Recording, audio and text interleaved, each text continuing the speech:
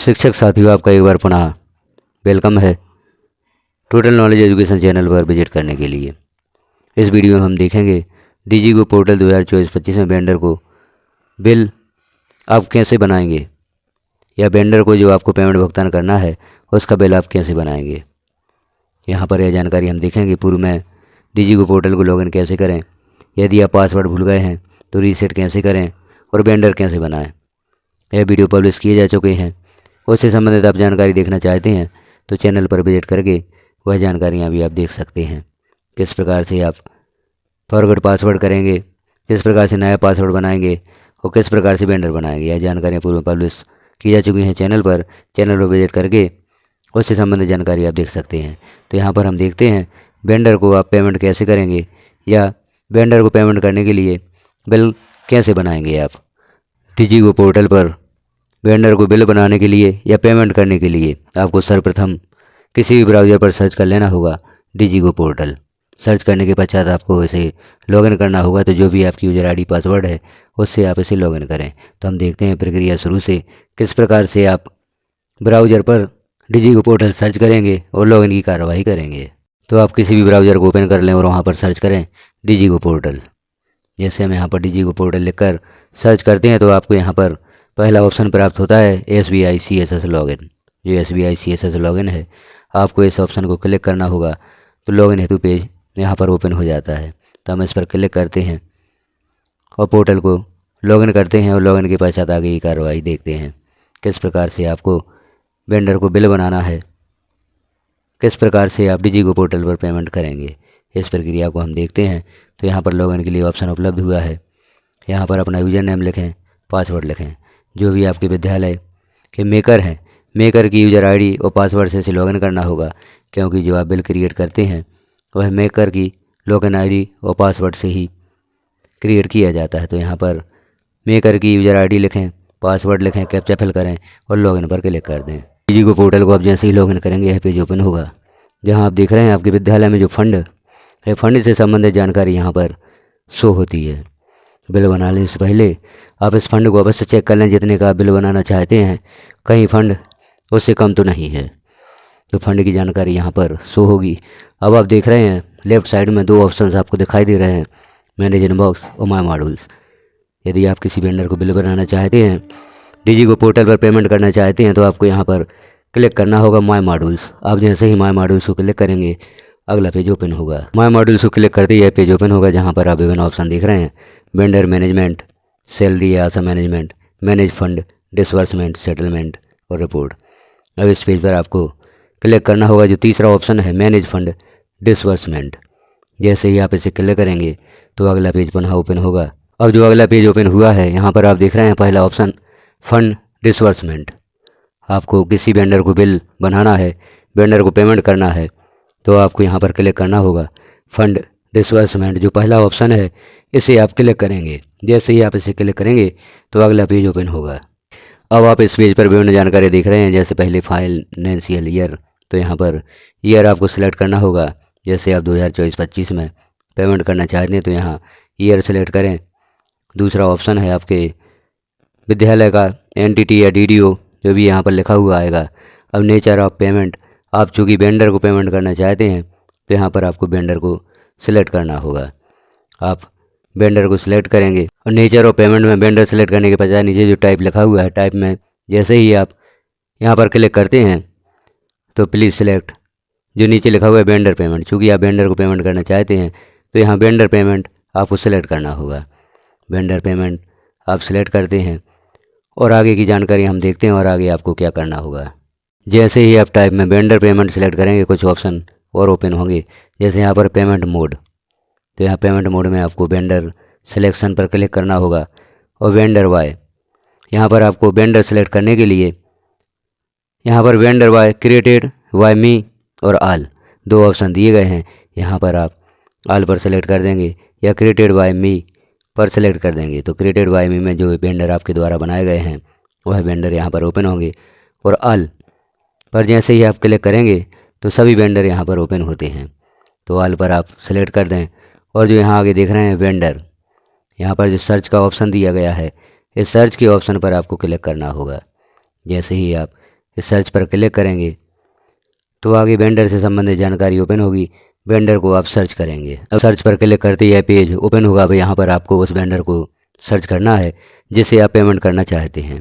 तो पहला ऑप्शन जो यहाँ पर दिया है वेंडर टाइप, प्लीज़ सिलेक्ट। यहाँ पर वेंडर टाइप आपको सिलेक्ट करना होगा, डिस्ट्रिक्ट सिलेक्ट करना होगा, या वेंडर से संबंधित कोई भी जानकारी आपके पास है उस जानकारी के साथ आप वेंडर को सर्च करेंगे। जैसे यहाँ पर अकाउंट नंबर से वेंडर को सर्च कर सकते हैं। चूँकि वेंडर आप पूर्व में बना चुके हैं तो वेंडर के लिए जो आपने अकाउंट सेलेक्ट किया था उनका बैंक अकाउंट के द्वारा भी आप वेंडर को सर्च कर सकते हैं। तो यहाँ पर जो जानकारी दी गई हैं इनमें से जो जानकारियाँ आपके पास हैं उन जानकारियों को फिल करके आप वेंडर को सर्च कर सकते हैं।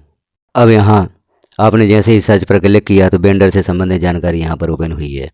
आप देख रहे हैं जैसे vendor name, vendor type, vendor unique code, bank name, account number और नेम एज पर बैंक। जो भी वेंडर का नाम बैंक में है या फर्म का नाम बैंक में है या वेंडर का नाम जो भी बैंक में है वह यहाँ पर ओपन हो जाएगी। तो आप वेंडर से संबंधित जानकारी देख रहे हैं। अब आप इस वेंडर को पेमेंट करना चाहते हैं।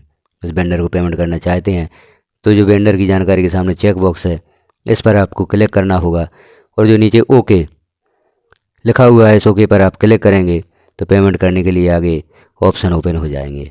जैसे ही आपने ओके पर क्लिक किया तो यहाँ वेंडर से संबंधित जानकारी ओपन हुई है। जैसे आप देख रहे हैं फाइनेंशियल ईयर है और जो जानकारी हमने पहले देखी थी वो यहाँ पर ओपन हुई है। वेंडर का नेम जो सर्च में है वह भी आपको दिखाई दे रहा है। वेंडर टाइप है, पेमेंट का टाइप है और आगे वेंडर डिटेल दी गई है जैसे serial number, vendor unique code, vendor name, bank name, branch name और अकाउंट नंबर। अब नीचे जो जानकारी दी गई हैं इन्हें भी आपको फिल करना होगा। तो आगे की जानकारी हम देखते हैं आप किस प्रकार से फिल करेंगे। ओके पर क्लिक करते ही यह पेज ओपन होगा। नीचे आप दिख रहे हैं activity, allocate, budget, fund disburse till date, disbursement in progress. तो यहाँ पर सारी जानकारी ओपन हो जाएगी। आपके विद्यालय में कितना बजट है, कितना बजट अभी तक आप पेमेंट कर चुके हैं और कितने राशि अभी प्रोग्रेस में है या पेमेंट होने के लिए प्रोग्रेस में है, यह सभी जानकारी यहाँ पर ओपन होगी। अब हम यहाँ पर देखते हैं हम जो पेमेंट करना चाहते हैं वह आप किस मद से करना चाहते हैं। क्योंकि विद्यालयों को विभिन्न मदों में पैसे प्राप्त होते हैं तो आप किस मद से किसी वेंडर को पेमेंट करना चाहते हैं वह आपको यहाँ पर सेलेक्ट करना होगा। तो जो पहला ऑप्शन है एक्टिविटी के सामने जो सर्च आपको दिखाई दे रहा है इस सर्च को आपको क्लिक करना होगा। तो विभिन्न मद यहाँ पर ओपन होते हैं। मद सर्च करने के लिए अब यहाँ पर जो पहला ऑप्शन आपको दिखाई दे रहा है समग्र शिक्षा, इस पर आप जैसे ही क्लिक करेंगे तो दूसरा ऑप्शन यहाँ पर ओपन हो जाता है समग्र शिक्षा MP। यहाँ पर आप प्लस पर क्लिक करते जाएंगे तो आगे भी और मद ओपन होते जाते हैं। तो यहाँ पर प्लस क्लिक करते जाएं और मदों को यहाँ पर सर्च करें। समग्र शिक्षा MP को जैसे ही आप क्लिक करेंगे या प्लस पर क्लिक करेंगे तो यहाँ पर एलिमेंट्री एजुकेशन और आगे भी आप देख रहे हैं एलिमेंट्री एजुकेशन MP। इस तरह से और भी यहाँ पर मद आपके ओपन हो जाएंगे। तो आगे और हम देखते हैं कौन कौन से मद यहाँ पर ओपन होते हैं।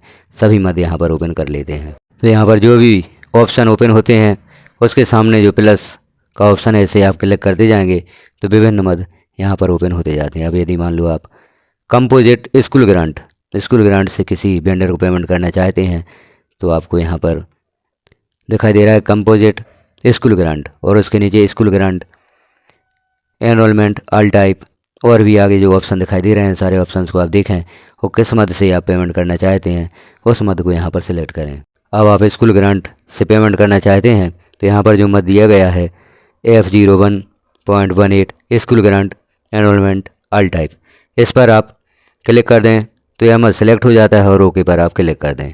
जैसे ही आप ओके पर क्लिक करेंगे अगला पेज ओपन होगा।